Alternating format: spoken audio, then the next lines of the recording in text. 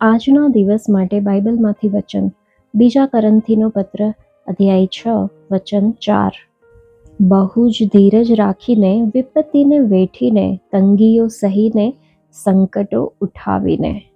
જ્યારે તમારી પાસે પરમેશ્વરનું દર્શન નથી હોતું, ત્યારે જીવનમાં કોઈ ઉત્સાહ નથી રહેતો અને કોઈ તમને જોતું નથી અને ઉત્તેજન આપતું નથી, ત્યારે પરમેશ્વર પ્રત્યેની તમારી ભક્તિ માટે બીજું પગલું ભરવા, તેમના વચનો વાંચવા અને અભ્યાસ કરવા માટે, તમારા કૌટુંબિક જીવનમાં અથવા પરમેશ્વર પ્રત્યેની તમારી ફરજો માટે તમને સર્વશક્તિમાન પરમેશ્વરની કૃપાની જરૂર પડે છે.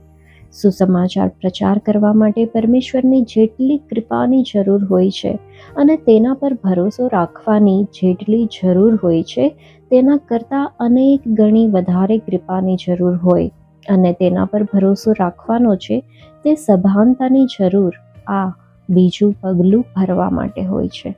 દરેક વિશ્વાસીને આ બીજા પગલાંને રક્ત અને માંસની વાસ્તવિકતામાં ઉતારી લાવવા દ્વારા અને પોતાના હાથોથી પૂરું કરવા દ્વારા ખ્રિસ્તના દેહધારણના સત્વમાં સહભાગી થવાની જરૂરત છે. જ્યારે આપણી પાસે કોઈ જ દર્શન નથી હોતું, કોઈ પ્રોત્સાહન નથી હોતું, કોઈ ઉન્નતિ નથી હોતી અને આપણે દૈનિક જીવનનો અનુભવ ફક્ત તેના ઘસાઈ ગયેલ કાર્યોથી કરીએ છીએ, ત્યારે આપણે રસ ખોઈ નાખીએ છીએ અને હાર માની લઈએ છીએ. જે બાબત લાંબા સમયે અંતમાં ખરેખર પરમેશ્વર અને તેના લોકોના પક્ષમાં સાક્ષી આપે છે, તે તો એ કે જ્યારે બીજાઓને તેમનું કામ દેખાય નહીં, તો પણ સ્થિરતા અને ધીરજથી લાગુ રહેવું.